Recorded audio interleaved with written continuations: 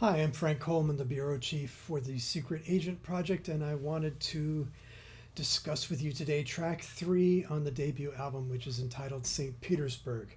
And no, we are not talking about St. Petersburg in Florida. Um, let's see, this song was one of the last to come together and ended up becoming, well, it wasn't so much surprisingly difficult to mix, really, but it was just. It took me a while to just kind of wrap my head around the actual completion of the song itself. And the very last thing really was the addition of guitar parts that all kind of came together and glued it all together and finally kind of made it make sense in my head. I was thinking the other day about just how this all came together. I mean, this project basically started somewhere, at least the first seeds of it in my head, started in like the year 2000, 2001, when the Soma FM channel Secret Agent first came on the air. And I got the idea that maybe this might be a concept for an album. Um, so actually, the very first song I wrote was Buenos Aires International Airport, which is the next song on this album. And then the song after that, Washington, D.C., that was sort of like phase one, those first two, and they took up an enormous chunk of time. And then phase two was Madrid, Portofino, Zurich, and then a little later on Berlin. And they all went through lots and lots of iterations, particularly Berlin went through a total overhaul at one point in completely different change of tempo and arrangement and everything like that. But we're going to get to all that later.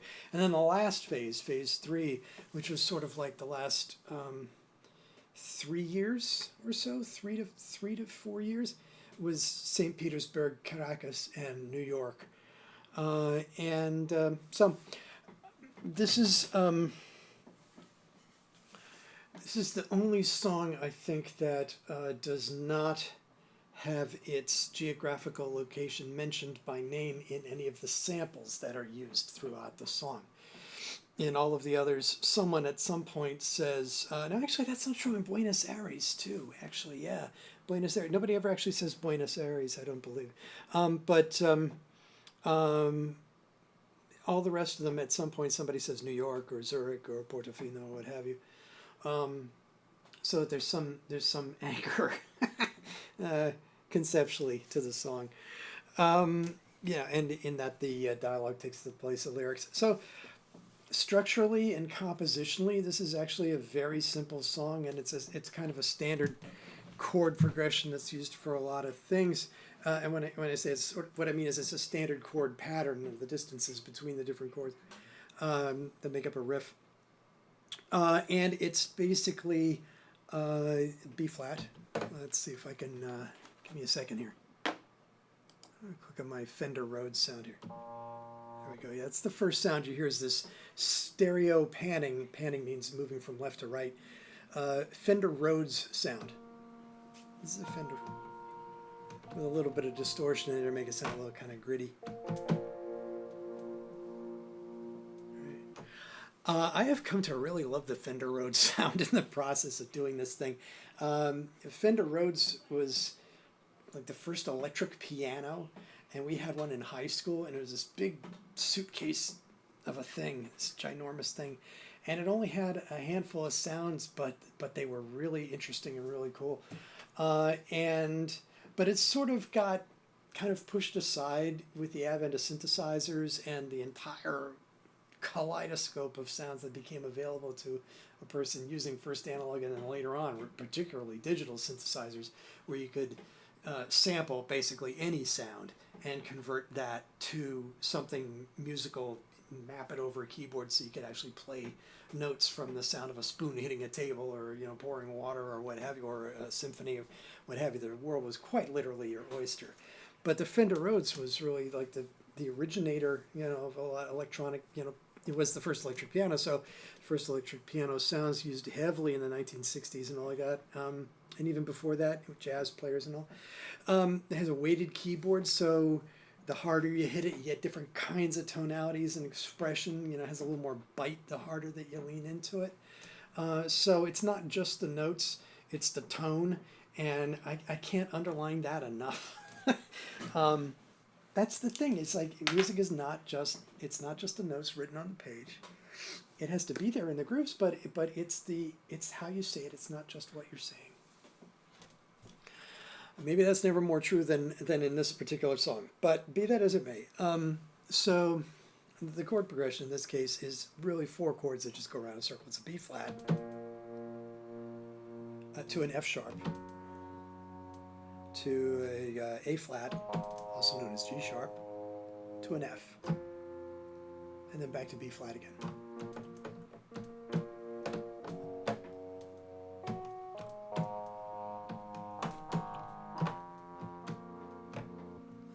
And the thing is, you put all 4 of those notes together, and they're all... Here's the B flat.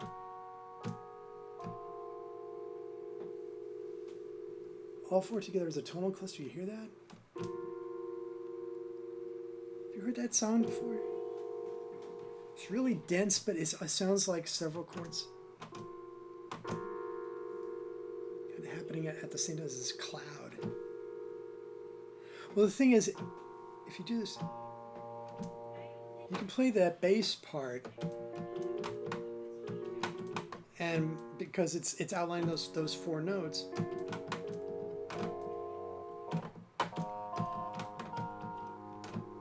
Yeah, they all sort of sound related.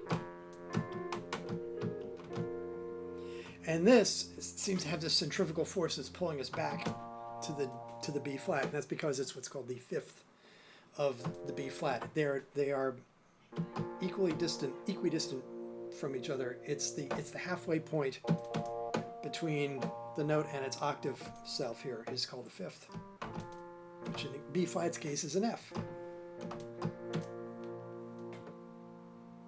I don't want to get into like the cycle of fifths and all that sort of stuff and turn this into a music theory class necessarily, but because all the notes go around in a circle and are tangentially, harmonically somewhat related to each other, you can play all 4 against all 4 in any sort of combination. They all kind of work. And that means that I was able to do things like have a solo note that just sort of sails out, and it can just hang in midair, and the bass can keep going underneath it, and it will all still work because they're all related. You'll hear this more as we get into it. So, yeah, in fact, let's sort of dive into it. This here, let's see.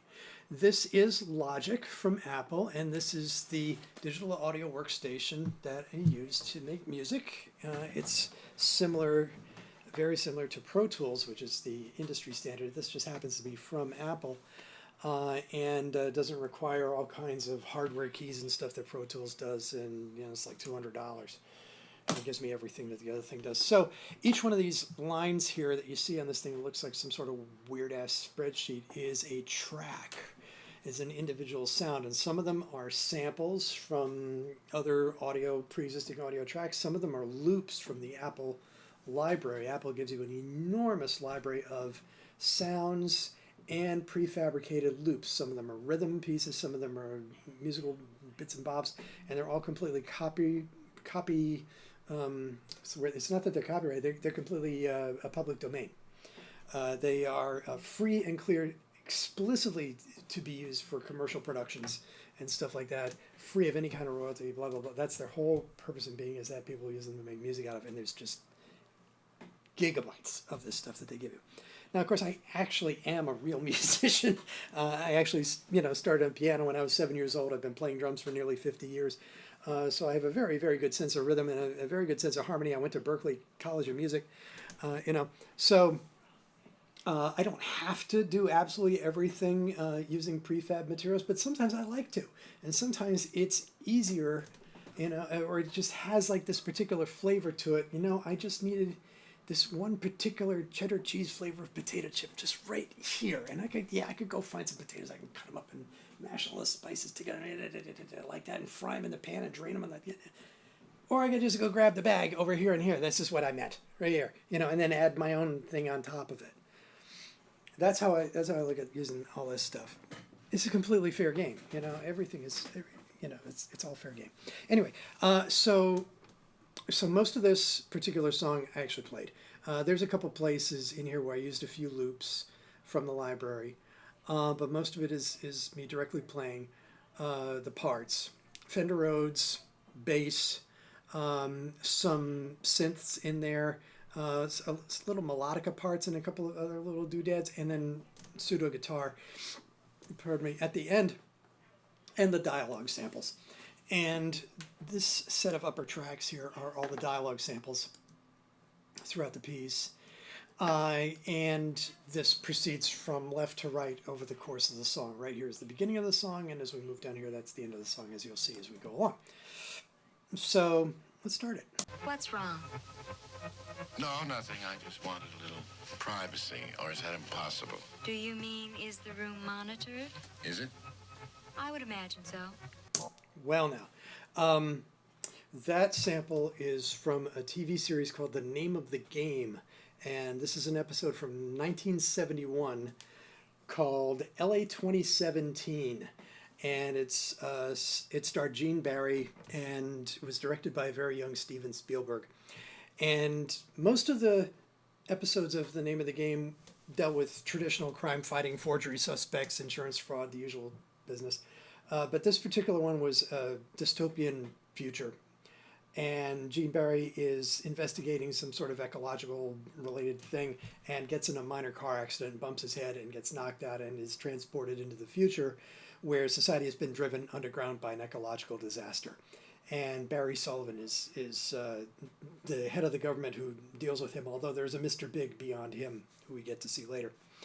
It's a police state. And there's loads of great dialogue about being in a police state and being under constant surveillance. And society has completely and blithely accepted this because, survival justifies anything. So there's lots of groovy kind of futuristic sound effects. You hear a little bit of that in the beginning there, these kind of fluty synth things hovering around in the background. So that's where that's from, and that pops up in a few other places along with a bunch of other stuff. And here we go into the body of the song.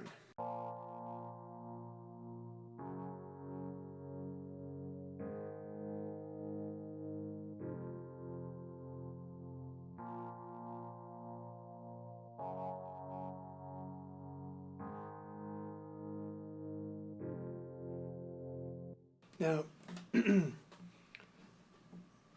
one theme that sort of is pervasively through this whole thing that I tried to bring out and depict in a purely auditory way, not so much through like lyrics or anything like that, is a sense of division, of there being two hemispheres divided and everything being very, very polarized between your left ear and your right ear. So this was a motif that I try to carry through elsewhere in the piece as well. The drums, usually when I play the tom-toms, we have them move from one side of the speakers to the other. And what I did here is I deliberately panned them in like oppositional directions. So like where you would normally have a fill going like like this would be or it's like all this like snapping back and forth, So here we go. Here's some more. Hey, we heard this. Let me jump down a little here.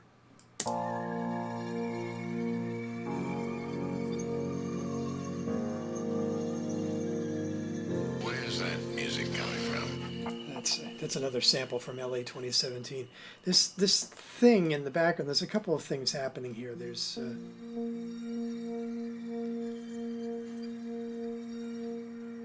so that's just one chord being held down, just a couple simple notes, but the sound is sculpted in such a way that there's like all these birds flying out from it when you hold down a chord for a period of time. And I love that kind of chaotic energy, way up high in the stratosphere. What do we got here? I guess this is a trill that I'm doing with this ghostly sound. So let's see what we got here. And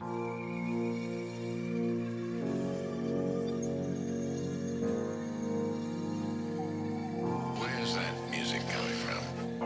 how could I not use that sample. And this sound here, yeah, I just love this. It's sort of like halfway. Is it this one? Yeah. This is this patch, I forget what it's called. Animated swirls, yeah.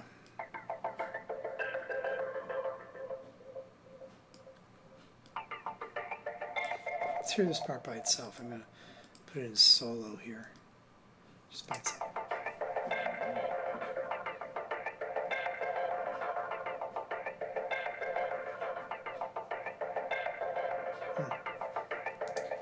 And then there's this other little bit, this mystery bit, which is sort of like this little weird fluty sound that comes in here. Right, this is an actual sample.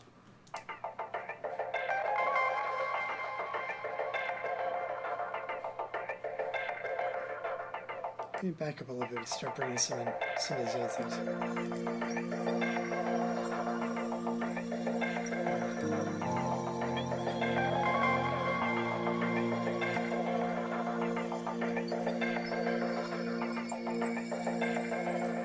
You see, that's what I mean about how just seeing that chord works, even with the chords moving underneath it because of the way they're all related. Okay, let's press onward here. Let's see what else we got.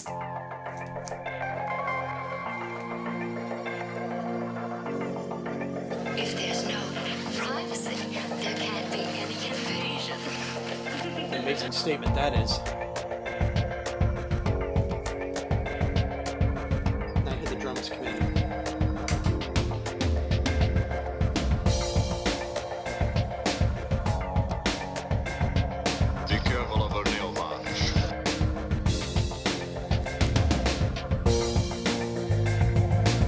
So you can already hear that it started bringing this hemisphere of the toms going from left to right. As it goes on, it gets more and more divided. This beat is a combination of an actual part I played and a drum loop that I brought in. Let's see here. Let me pull up the mixer. Here's the mixer. Let's scoot down here. Right, so here's the drums and here's the percussion. Let's take this beat back from here.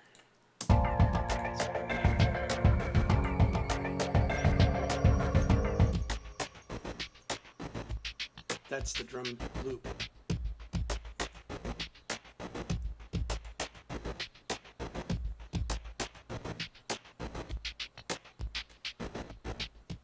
Right there, and it cuts off right there. And then the drums, let's do this way. Put the mixer in the bottom pane here. The drums, when they come in,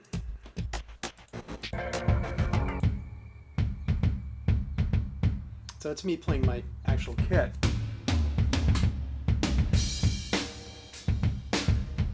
But you can hear a little bit, there's like a different, it's almost like a different room sound for the kick drum than there is for the snare than there is for the toms. There's loads of reverb on the toms. That's because reverb tends to get eaten up when the rest of the instruments come in, and so it gives us sort of like this cushion of air, this space for it to exist in. Yeah, so here you go.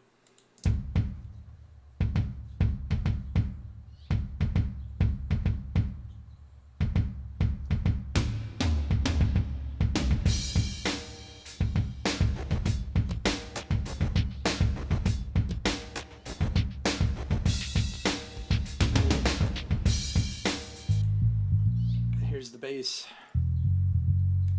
and this too, this is a part that I actually played. These aren't loops.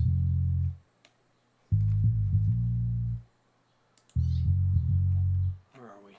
Oh, there we are. Right. And I like the idea of having the bass not be just like lock steady on the downbeat, just slavishly outlining the root motion of the chords, but that there's this sort of pocket that when it hits on one and then the bass comes in kind of like on the hand of two. So we put it all together.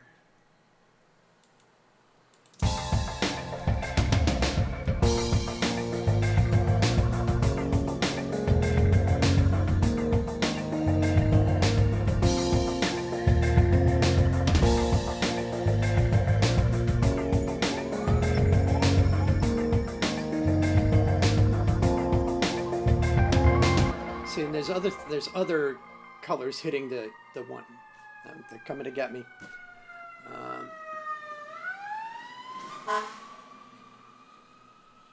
Life in New York City. Yeah, so there's this Rhodes part that keeps carrying through here. These 4 chords, so even though we have this sort of very angular kind of bass and drum parts too, the drums are very kind of sinewy and taut.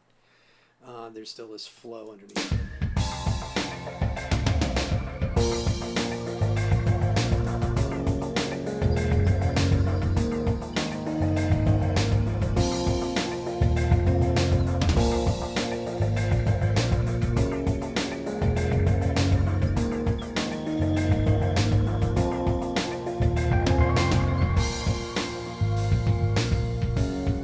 I don't understand who is running the government now. I don't understand who is running the government now. And this is another one of these few instances in this whole thing where it chose to duplicate a dialogue sample to make it feel almost more like a refrain, almost like a chorus type thing.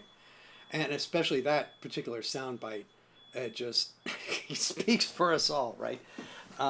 So this is also, I may have mentioned this before, but this is actually one of the few songs on the album that does not include St. Petersburg as a soundbite, the actual name label of the location of where the song theoretically takes place.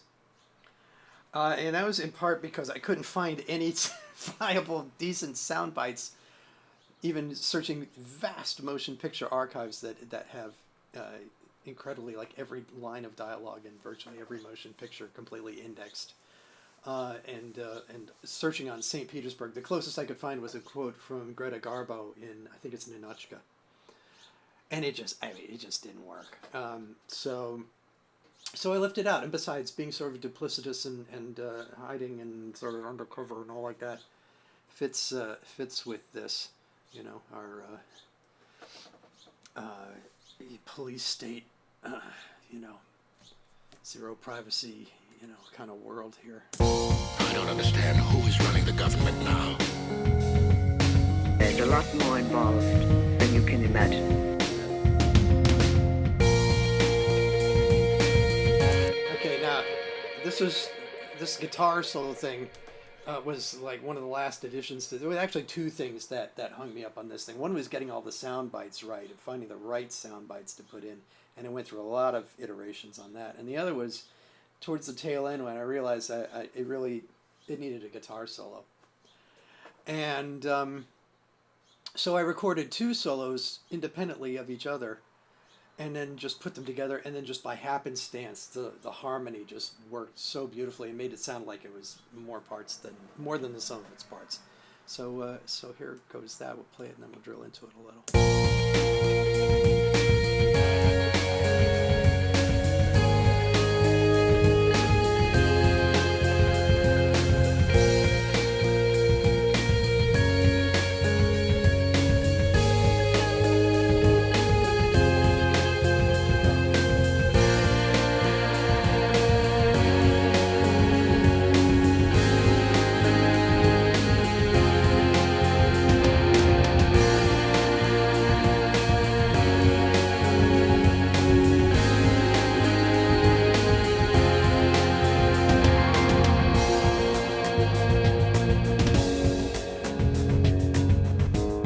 That one note hanging over sustains over as the bass keeps moving underneath. Let's take a look at these 2 parts individually, just how they happen to work out. Here's this solo right here.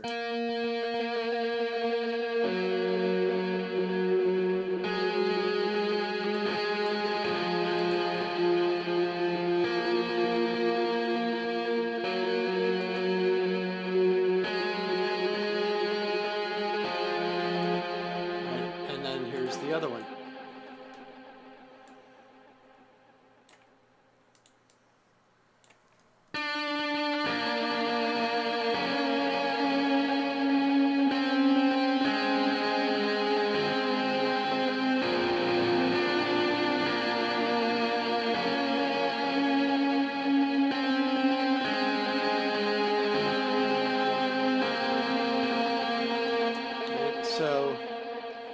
this chord right here. So this B flat right here. That's the Will Sargent Memorial B flat transitional chord going into it. Just something about the way that hit reminded me of him. He's one of my dearest friends and favorite guitar players. So anyway, so here we go. Put it all together, and you get this.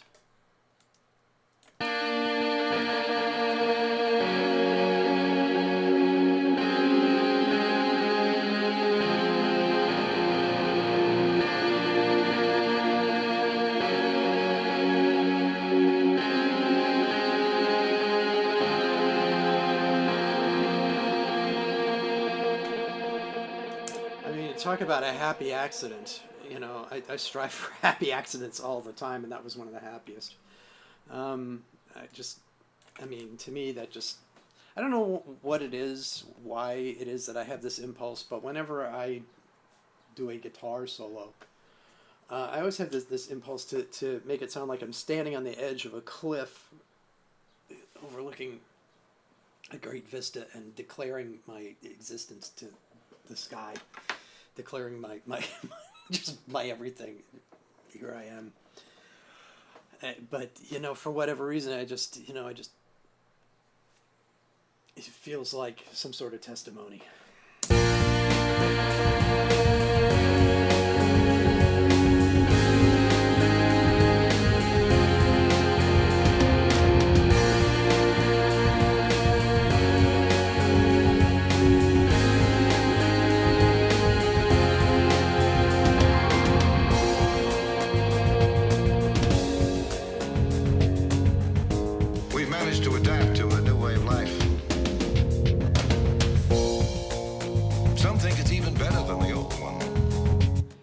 Barry Sullivan as the head of the police state, trying to convince Gene Barry to come over to the other side.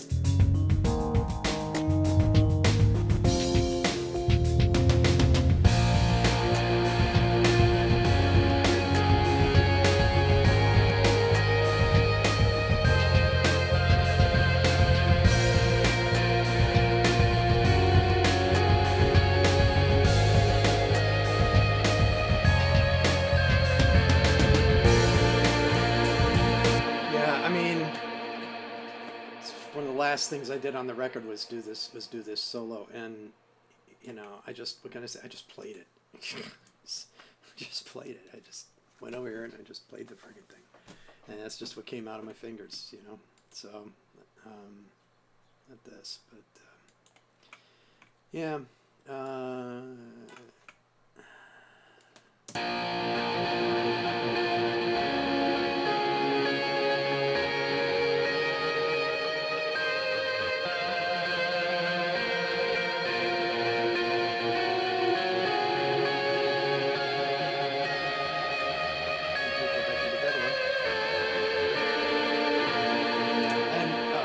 That last little note there, a little bit of a little bit of. That's where it wants to go, right? So leaving that little bit of tension there for it to resolve up in the next part gives it just a little bit of sweet and sour sauce here.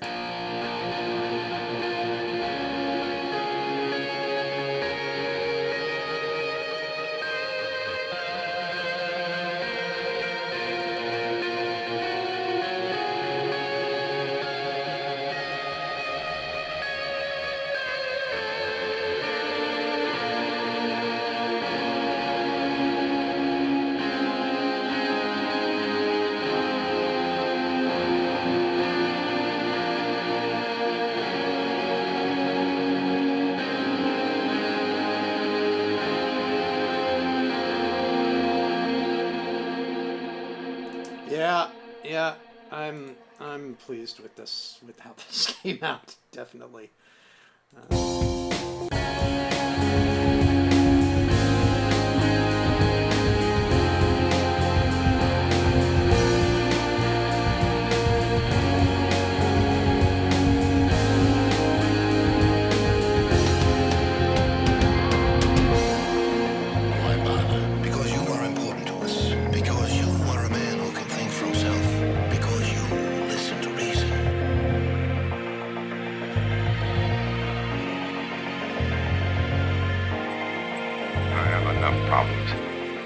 Okay, so there's a couple things going on here. One is first we have Barry Sullivan trying to talk Gene Barry into coming over to the other side, and then this sample here. I have enough problems. I'm trying to remember where it's from.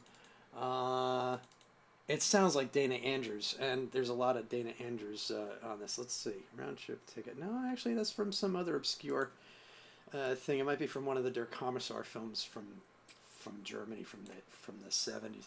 Anyway, whatever. It sounded like Dana Andrews to me, and his figure and his type, his kind of rumpled, beaten up, hard boiled, world weary, sad sack of a detective is like the prototype character for the secret agent throughout all this. He's like, I got enough problems, you know. That kind of hard bitten, you know, sourpuss kind of what's the use kind of attitude. Seen it all. Yeah, it's part of the. That's definitely part of the aesthetic. The other thing that comes in here is this sort of wave lead type thing. This actually is a sample. I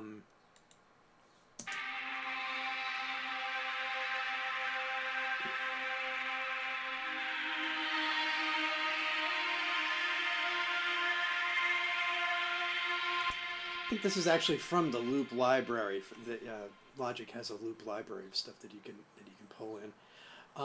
And I just really like this part because honestly it sounded to me like something John Ashton would play right about here with his kind of sound, and it just has this feeling of almost like something taking off into orbit. Man who can think for himself because you listen to reason.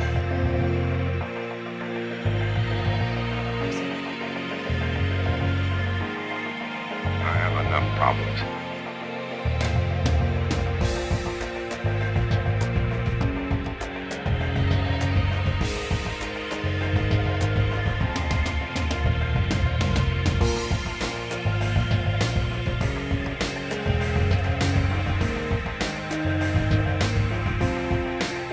Actually, that reminds me, the drum beat is kind of non-standard here too, which is a little interesting.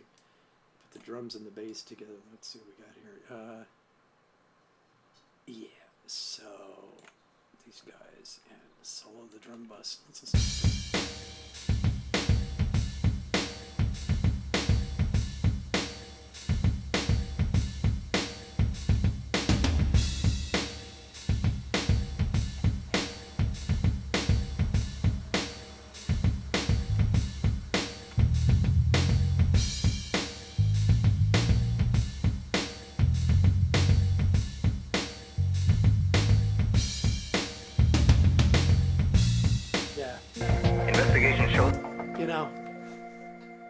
It's a little herky-jerky and all, and it gets glued together by the other stuff that surrounds it.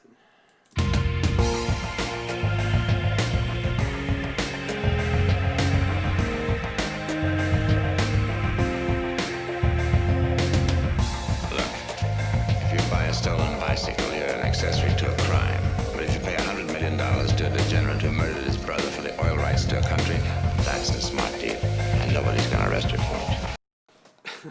So that sample is from a movie called Assignment to Kill from 1968 with Patrick O'Neill right there and Herbert Lom, and it's just a great film, and it's loaded with tremendous dialogue, and I sampled heavily from it amongst many other films, but it was just so great. But I mean, there it is right there laid out for you, ladies and gentlemen. I mean, you know, this is 1968, and it's quite a prescient, observant sound bite for how things really work in the real world. So let's press on here.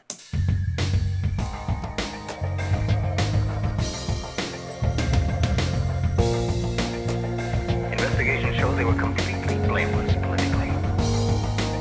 Yes, the investigation showed they were completely blameless politically.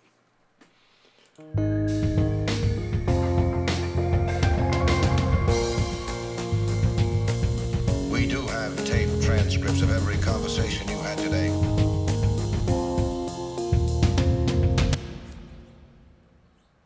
Also known as compromat.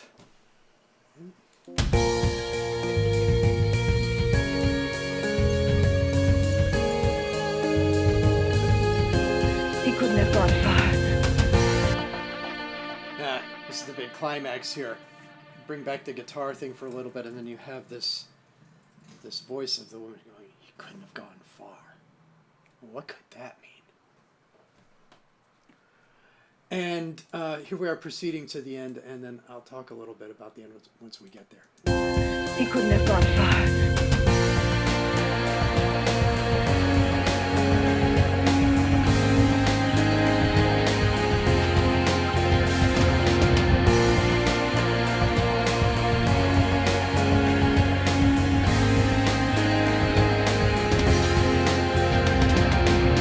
He wouldn't go alone.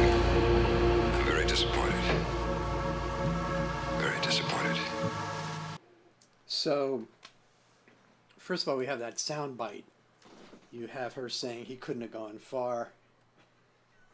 You have him saying he wouldn't go along. And you have that chord. And from there you can make up your own ending. You know, there's a lot of layers to this, even as simple a Little Russian Doll as it is. There's this very cold layer on top. A lot of, you know, sort of hooks from above. And underneath there's this roiling, boiling river of passion, flames, you know, that just can't be extinguished. And these two are part of the opposition. Those are two hemispheres also that are in opposition to each other. So, yeah, I think I'll leave it at that and let the rest of it, you know, be your interpretation, which is what half this battle is about anyway. Hope you enjoy. On to Buenos Aires.